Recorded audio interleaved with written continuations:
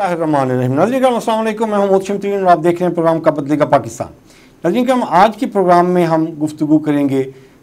जो 26वीं आइनी तरमीम पास हुई है 2/3 मेजॉरिटी से, उस पर गुफ्तगू करेंगे कि जिसके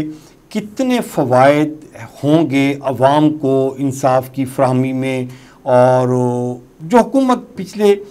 कमो बेश एक माह से सारे जो मुमलिकत के जो काम थे उनको एक साइड पे रख के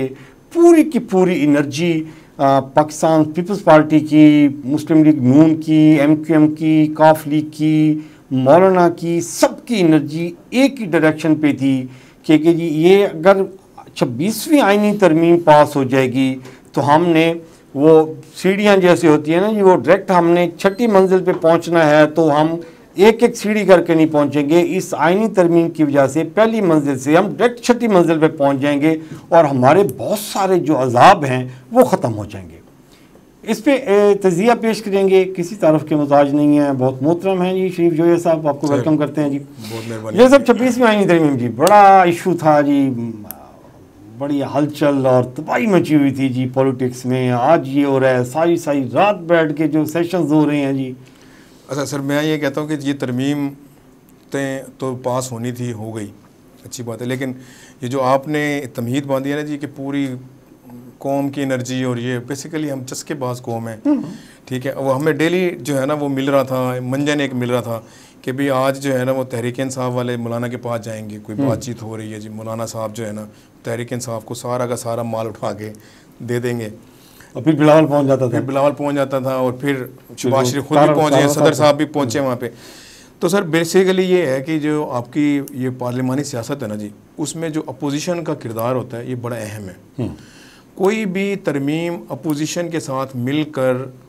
आप जब तक काम नहीं करेंगे आप नहीं पास करा सकते। अगर आप ये देखें तो तहरीक इंसाफ ने अपने टेन्योर में आइनी तरमीम पास नहीं करा सके क्योंकि उनका स्टांस ही डिफरेंट था कि हमने बात ही नहीं करनी, ठीक है। वो इस खाम ख्याली में थे कि हम दोबारा इलेक्शन में जाएंगे, 2/3 मेजॉरिटी में से आएंगे तो हमें किसी की भी ज़रूरत नहीं पड़ेगी और हम अपनी मर्ज़ी की जो है वो तरामीम पेश करते रहेंगे। तो ऐसा नहीं हुआ। बेसिकली पार्लिमानी सियासत जो है वो गिव एंड टेक का नाम है। आपको मैं इज़्ज़त दूंगा, आप कल मुझे देंगे, हो सकता है कहीं आप मेरे काम आ जाए, मैं आपके काम आ जाऊँ। इस सारे सूरत हाल में तहरीक इंसाफ ने भी बड़ा अच्छा रोल प्ले किया है। मैं ये समझता हूँ कि उन्होंने एक जो गुफ्तो शनीद वाली जो बातचीत वाला सिस्टम था उन्होंने शुरू किया, और वो जो एक उनके ऊपर एक लेबल लगा हुआ था ना कि ये बात नहीं करते, ये आते नहीं हैं, मुलाकातें नहीं करते, तो मेरे ख्याल में तहरीक इंसाफ ने भी इसमें गेन किया है। वो मज़ीद भी गेन कर सकते थे, लेकिन चूँकि उनकी पार्टी का अपना एक स्टांस है कि वो कहते हैं ना मानना भी चाहते हैं लेकिन मान नहीं सकते, मानते हैं तो पीछे से अवाम का प्रेशर भी है और फिर खान जो है उसका भी प्रेशर है। लेकिन इस सारी तरमीम पे आमिर डोगर के मुताबिक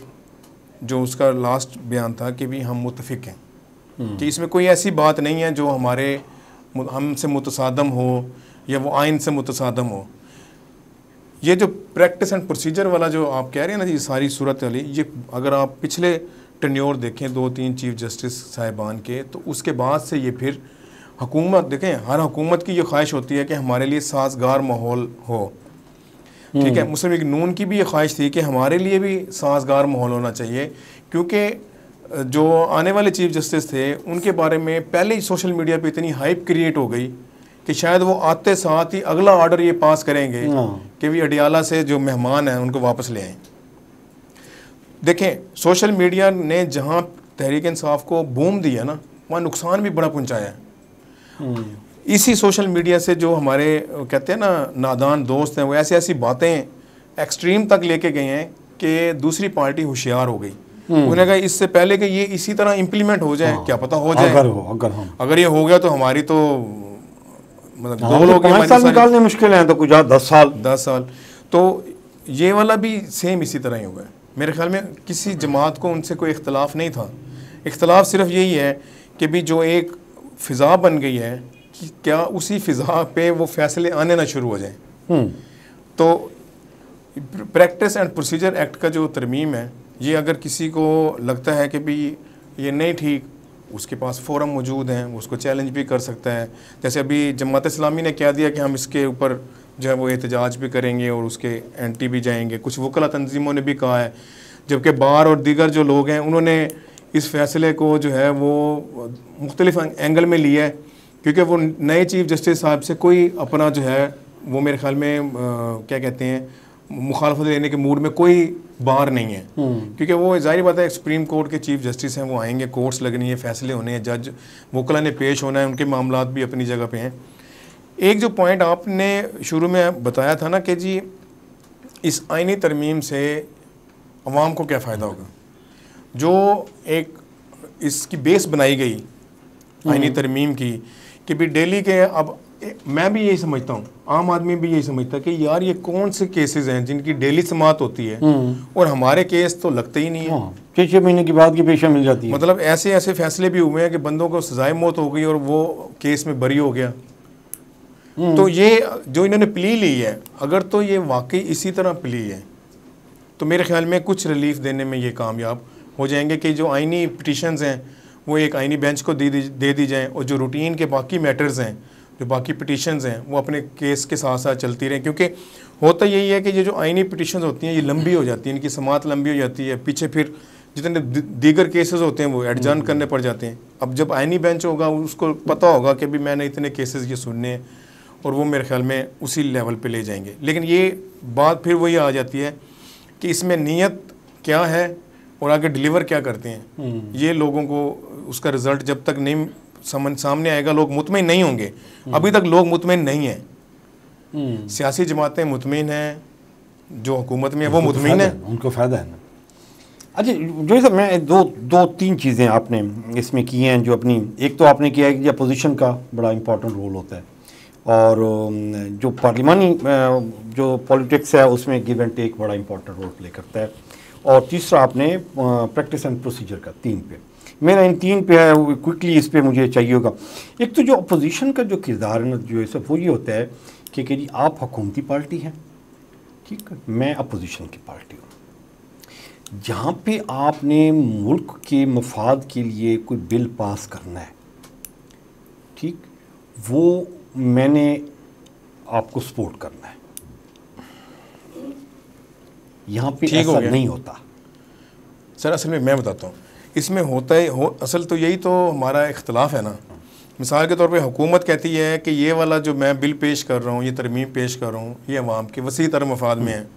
जबकि जो अपोजिशन होती है वो ये समझती है कि ये अवाम के वसी तर मफाद में नहीं, ये इन जमातों के वसी तर मफाद में है।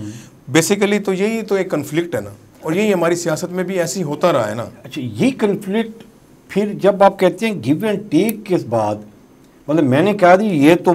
तबाही है जी मुल्क के लिए, ये आपको फ़ायदा है, आपकी जो पार्टी, आप हुकूमत में हैं, आप जो ये जो बिल पास करवा रहे हैं ये इसका आवाम को कोई फ़ायदा नहीं है, मैं पूरी की पूरी हाइप क्रिएट करवा के तो 1-1.5 महीने की खिचड़ी पकने के बाद फिर मैं राज़ी हो जाता हूँ, मुझे 2 मिनिस्टर मिल जाती हैं, मुझे 1 गवर्नर मिल जाता है, फिर मेरी पॉलिटिक्स की तरफ। देखिए अभी तक तो कोई गवर्नर नहीं मिला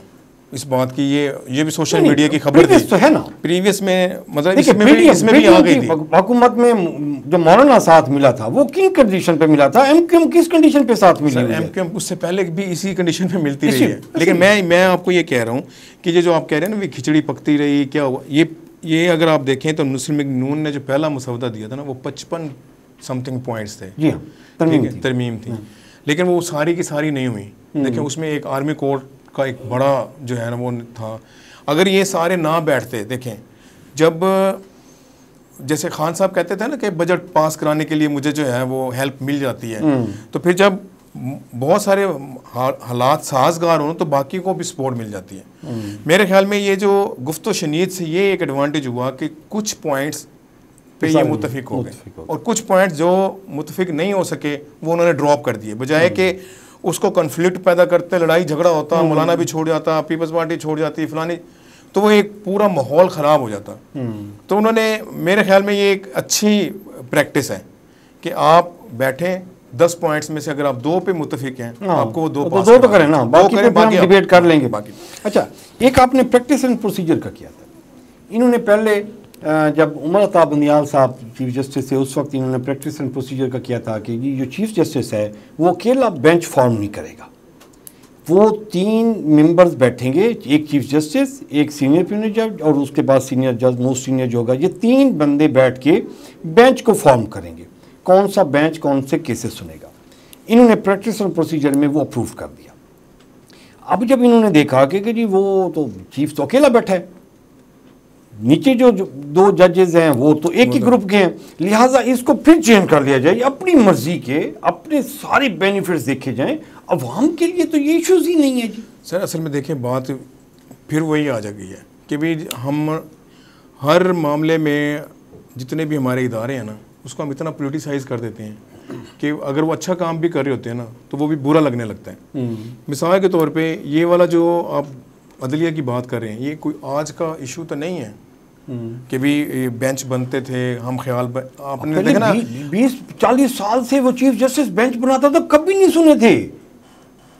नहीं देखिए सोमोटो लेता था, कभी नहीं सुने आप थे। देखें ना सोमोटो वाला जो इख्तियार है ना सर, वो इफ्तिखार चौधरी साहब ने बहुत ज़्यादा इस्तेमाल किया।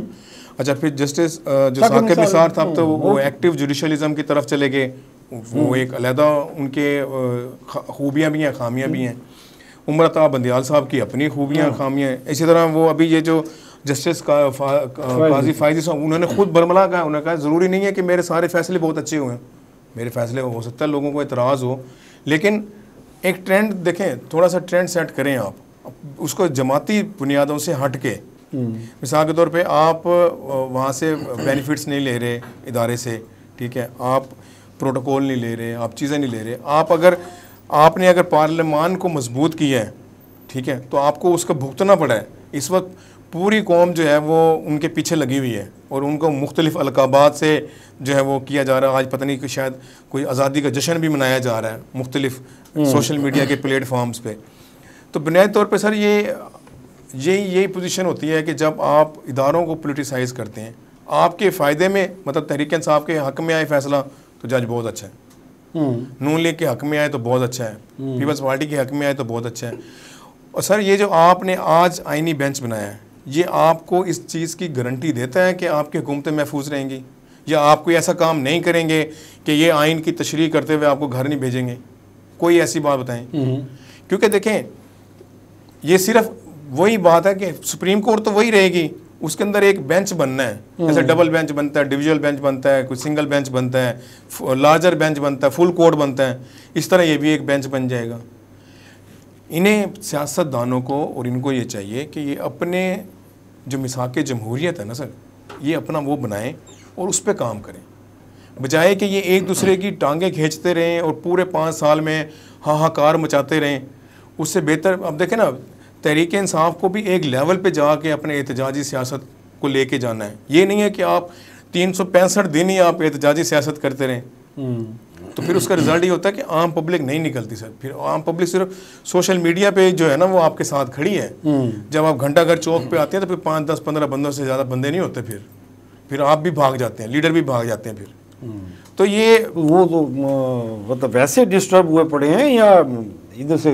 कोर्ट से बचने के लिए वो नहीं आते? सर देखिए ना, सियासी आपकी जब तक सियासी कारकुन की तरबियत नहीं होगी ना, सियासी कारकुन तरबियत मार खाता है, उसकी तरबियत होती है ना, उसके अंदर कूट कूट के भरी होती है भी मैं सियासी कारकुन हूँ।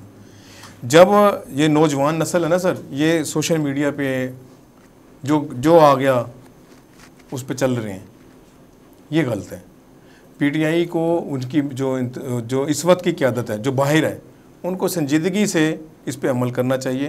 कि एक जो है ना इंतशार से हट के भी सियासत की जा सकती है ना। मतलब देखें इसी आइनी तरमीम में के मौके पे तहरीक इंसाफ ये हुकूमत से यकीन दहानी करवा सकती थी ना कि भी हम इसकी जो है वो किसी हद तक आपकी हमायत करते हैं कि हम इसकी मुखालफत नहीं करेंगे, वोट नहीं देंगे, ये बात ठीक है, वोट नहीं देंगे क्योंकि हमारी जमात का इशू है, लेकिन आप हमारे सारे कारकुन रिहा करें, आप हमारे जो सियासी पर्चे हैं सब ख़त्म करें। देखिए गुफ्तो शनीद ऐसी होती है ना सर, जब आपने बीच में जामिन डाला, जैसे मौलाना फजल रहमान अगर आपके जामिन बन गए थे तो मौलाना फजल रहमान आपके रोल प्ले करते,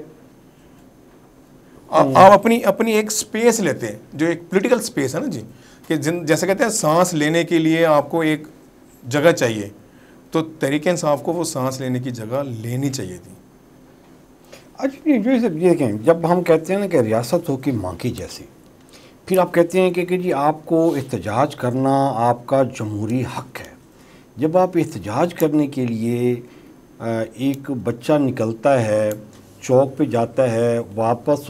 उसके घर में इतला जाती है उसके वालिदैन को कि आपका बच्चा किसी पॉलिटिकल पार्टी के साथ, मैं पीटीआई का नहीं कह रहा, मैं मुस्लिम लीग नून का, पीपल्स पार्टी का, क्योंकि पीपल्स पार्टी भी इससे ज़्यादा विक्टिम रही है ना जी, ये उसके वर्कर्स तो बहुत ज़्यादा कुर्बानी दे चुके हुए हैं। तो उस सिनेरियो में जब उसके घर जाके वालिदैन को रिपोर्ट मिलती है कि जी आपका बच्चा जी वो तो चौक पे जुलूस में था जी, तो अभी अस्पताल में है जी, टांगें टूटी पड़ी हैं उसकी, तो ये फिर रियासत की मोहब्बत का एलिमेंट किधर जाता है? सर ये मुझे बताएं ना, आप रियासत की मोहब्बत पे तो एतराज़ उठा रहे हैं, तो आप जो बच्चा है,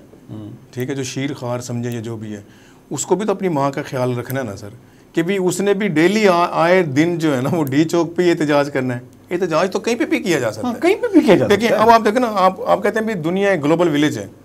भी केपी में आपकी हुकूमत है, आप केपी में एहतजाज करें, एक मिसाल है, आप पूरा अमन एहतजाज, अगर आपको गवर्नमेंट ये कहती है, देखिए लाहौर में जलसा हुआ जैसे तैसे भी हुआ है, 24 घंटे के नोटिस पे हुआ, मैं ये समझता था कि पीटीआई को एक स्पेस मिली कि चलें जहाँ नहीं हो पा रहे थे वहाँ होने शुरू हुए,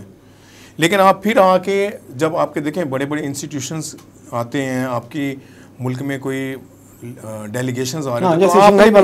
तो आपने भी सर थोड़ा सा अपने जिम्मेदारी का मुजाहरा करना, ये नहीं है कि भी आप भी डंडा लेके खड़े हो कि भी नहीं, हमने उनको ये दिखाना है कि चूंकि हमारा लीडर अंदर है और हम सड़कों पे हैं।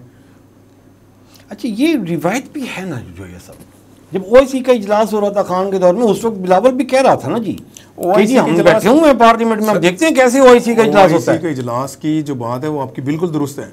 लेकिन वो ये है कि एहतजाज नहीं हुआ था। बुशरा बीबी की जमानत हो गई और वो कल केपी सफ़र कर गई। अच्छा ये सर बहुत सारे लोगों की राय आ रही थी सोशल मीडिया पे कि कोई डील कह रहा है, कोई डील कह रहा है, कोई, मेरे ख्याल में ये एक प्रोसेस है, क्योंकि काफ़ी अरसे से केस चल रहा था और उस केस में चूँकि उस तरह के जो है ना वो शवाहिद नहीं थे, ठीक है, तो ये एक रूटीन का, एक मैं तो समझता हूँ ये एक रूटीन का मैटर है कि उस अदालती जो कार्रवाई है उसके रिज़ल्ट में जो है ये उनकी ज़मानत हुई है। 200 कुछ दिन मेरे ख्याल में वो जेल में रही है। सर ऐसे ही होता है, अगर आपने अगर यहाँ लोकल के केसेस देखे, उनके जो ट्रायल होते हैं वो इसी तरह ही हो रहे होते हैं, मतलब एक केस में ज़मानत हो जाती है, फिर दूसरे में कहीं ना कहीं फंसा लेते हैं, और जब फ़र्द जुर्म आयद होती है और फिर बाकी मामलात होते हैं, फिर सबूत नहीं होते, तो फिर एट द एंड यही होता है कि भी पहले ज़मानत ले ली जाती है और फिर उसमें से केस में से उसको बरी कर दिया जाता है। ये वही है, आप जो कहना चाह रहे हैं वो भी अपनी जगह है, लेकिन उसमें देखें उस सारे प्रोसेस में अगर आप ये समझें कि भी ये इसमें सिर्फ टाइमिंग का इशू है कि बाज़ बात हमारे यहाँ पाकिस्तान में अलमिया यही होता है कि कभी केसेस के नताइज उस दिनों में निकल रहे होते हैं जिन दिनों में कुछ बड़ी हैपनिंग हो रही होती है, तो फिर अवाम की किसी और जगह पे अवाम की राय बन जाती है कि अच्छा ये देखो जी ये उसका नतीजा है, नहीं कर लेते, लेकिन ये ऐसा है नहीं, मेरे ख्याल में ये रूटीन का मैटर है। अच्छा ये उलिमा खान उनकी भी वो भी है, जाहिर बात है उनका सर देखो ना, ये आप 144 की अगर खिलाफ वर्जी पे और दीगर मामला पे करेंगे तो कोर्ट में साबित करना बड़ा मुश्किल होता है कि भाई दहशतगर्दी के मिशन पर, सर दहशतगर्दी का पर्चा इसलिए हो गया ना कि भाई आपने 144 की खिलाफ वर्जी की, आप डी चौक की तरफ गए, आपने जो कानून की खिलाफ वर्जी की, 44 की जो खिलाफ वर्जी करेगा वो उस पर दहशतगर्दी का पर्चा, दहशतगर्दी का पर्चा डिफरेंट एंगल से दिया जाता है ना सर। दफ़ा 144 की खिलाफ वर्जी का तो पर्चा दफ़ा 144 की खिलाफ वर्जी है ना, लेकिन अगर उसमें वो तोड़ फोड़ मतलब जलाओ घराओ की अगर सूरत हाल होगी तो फिर वो दहशतगर्दी की एक्ट उसमें लगती है, लेकिन इसको कोर्ट में सर साबित करना बड़ा मुश्किल हो जाता है। बड़े बड़े केसेस हमने देखे हैं कि आपने उस पर दहशतगर्दी की वो लगाई होती हैं दफात, लेकिन आप जब एविडेंस पेश कर रहे होते हैं कि भाई आपने क्या जलाओ घराव किया, आपने कोई एविडेंस, आपने सिर्फ इश्ताल दिलाया जी, उस इश्ताल का कोई रिजल्ट निकला नहीं निकला ना सर, एविडेंस भी तो देने हैं ना, तो उसकी बेस पे वो जमानतें भी हुई हैं, और ये मेरे ख्याल में रूटीन का मैटर है और पीटीआई को इसको जो है वो अच्छे अंदाज में इसको लेना चाहिए। और जो बुशरा बीबी की केपी में मतलब जाना है, ये मेरे ख्याल में एक अच्छा उनका डिसीजन है पॉलिटिकली भी और वैसे भी, क्योंकि हो सकता है कैपिटल में रहते हुए उनके लिए शायद मुश्किलात होती हैं, कुछ लोगों के खदशात भी होते कि चूँकि वफाक में हुकूमत नून लीग की है, तो केपी में चूँकि उनकी अपनी हुकूमत है, मेरे ख्याल में केपी में रहते हुए वो अच्छा संभाल लेंगे, उनको प्रोटेक्शन भी मिल जाएगी। और दूसरा ये कि अगर वो खान साहब की गैर मौजूदगी में अगर रोल प्ले करती हैं तो ये तहरीक इंसाफ के लिए एक और अच्छी बात होगी क्योंकि अगर आप माजी में देखें तो बेगम कुलसूम नवाज़ ने जो है मुस्लिम लीग नून की जो है ना वो बागडोर संभाली जब मियाँ साहब पाकिस्तान में नहीं थे, तो पार्टी ज़िंदा रहती है। तो ये एक उनके लिए अभी तक तो जो बयानात आए थे कि जी वो उन्होंने कोई इजलास तलब किया है और कुछ सियासी सरगर्मी होने वाली है, अभी तक तो उसकी तरदीद मतलब आई है, अभी तक ऐसी कोई सरगर्मी उन्होंने चेयर नहीं की।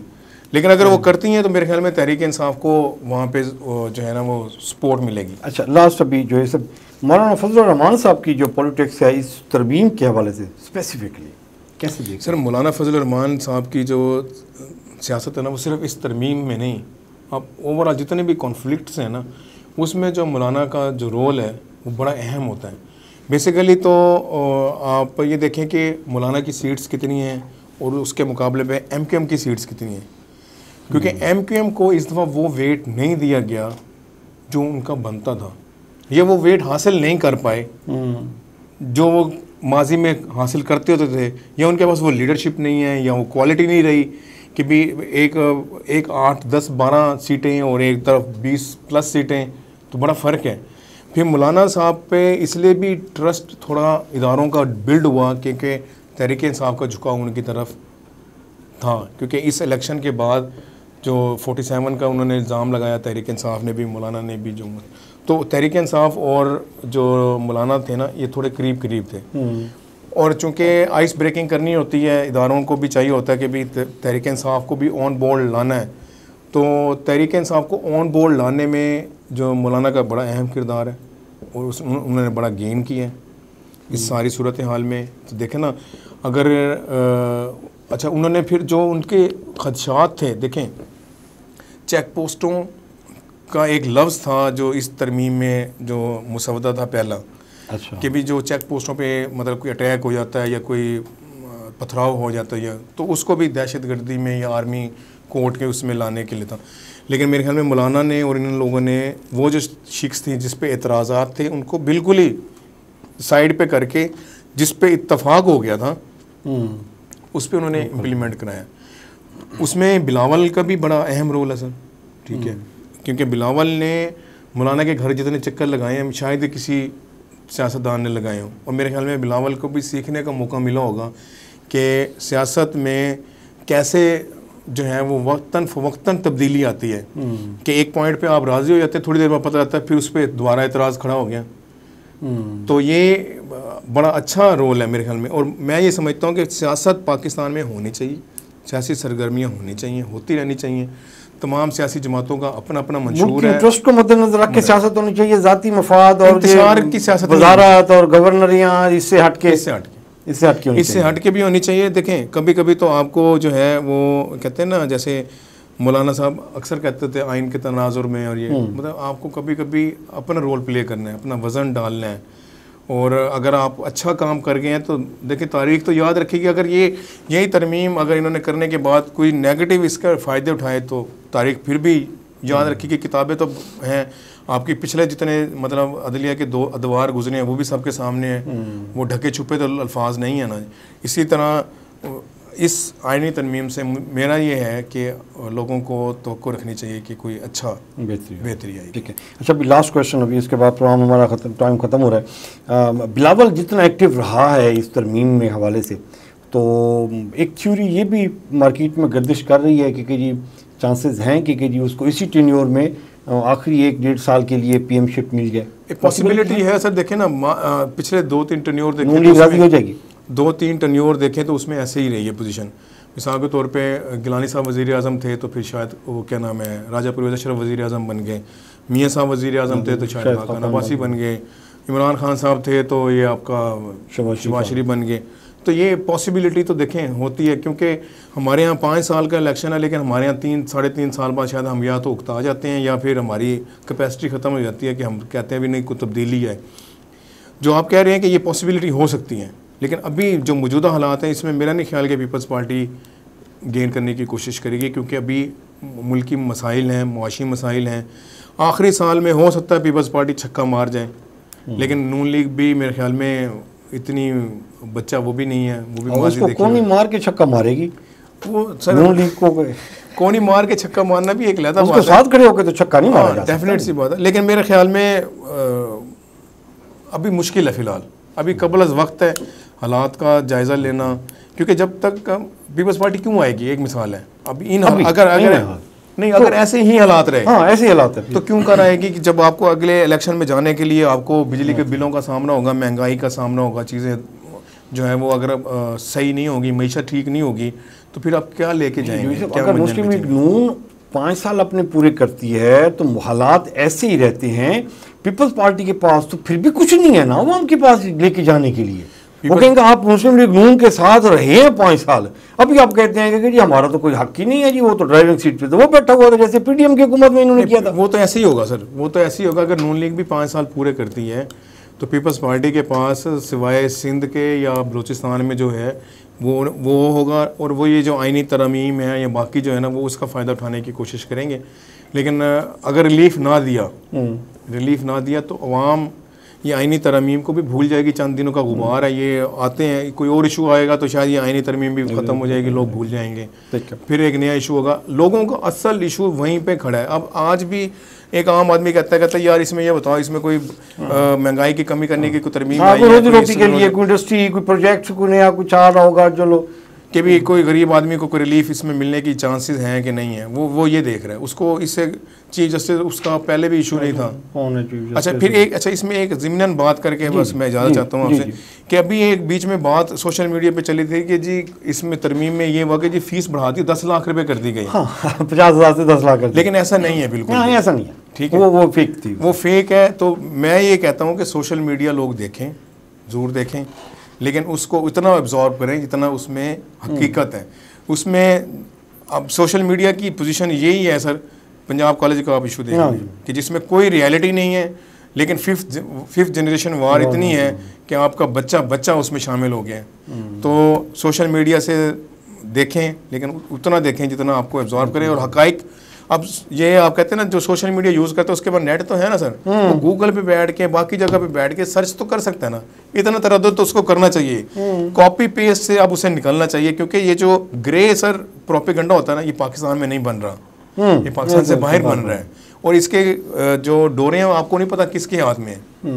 तो बजाय कि मैं उस ग्रे प्रोपेगेंडा का हिस्सा बनूँ, मुझे उससे अवॉइड करना चाहिए, और मुझे थोड़ी सी अपनी पोस्ट लगाने से पहले रिसर्च करनी चाहिए। देख जैसे मैं आप कोई पोस्ट लगाना चाहता हूँ ना, जब मैं लिख रहा होता हूँ तो मैं उसको कई दफ़ा तब्दील करता हूँ कि यार ये लफ्ज़ ये ठीक नहीं है, अच्छा इसके मुतबादल कोई और लफ्ज़ इस्तेमाल कीजिए। जबकि हमारे जो नौजवान हैं वो देखा देखी में जैसी पोस्ट आई है उन्होंने उठाई और शेयर कर दी। वो कितनी दफा तो मुशाकिर शुजाबादी को बेचारे को जनाजा पढ़वा चुके हैं वो, इसी तो इसलिए सर के जहाँ सोशल मीडिया का फ़ायदा है वहाँ नुकसान बहुत है, उससे अवॉइड करना चाहिए, लोगों को ख्याल करना चाहिए। जोई साहब आपका बहुत शुक्रिया जी। नाज़रीन ये था आज का प्रोग्राम, नेक्स्ट वीक तक की इजाज़त दीजिए। मोहसिन तरीन को अल्लाह आपका हामी नासिर हो।